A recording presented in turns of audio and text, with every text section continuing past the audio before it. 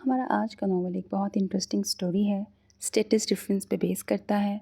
Heroine बहुत poor family से belong करती है, जबकि हीरो बेतहाशा रिच होता है। स्कूल में दोनों क्लास फेल होते हैं। हीरो को हीरोइन से बेइंतहा मोहब्बत हो जाती है। वो उसके पीछे पागल होता है।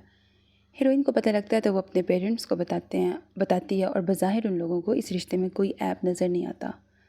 तो हीरोइन के पेरेंट्स राज़ी होते हैं, जबकि हीरो के पेरेंट्स क्या करते हैं वो आपको नॉवल सुन के पता लगेगा। इन शॉर्ट, इनका रिश्ता नहीं हो पाता और हीरो नाराज़ होकर आउट ऑफ कंट्री चला जाता है। अब 7 इयर्स के बाद हीरो का कमबैक होगा।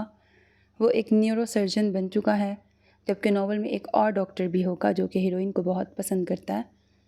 अब स्टोरी आगे किस तरह से चलेगी, किस तरह से ट्विस्ट एंड टर्न्स आएंगे, कॉन्ट्रैक्ट मैरिज होगी, क्यों होगी।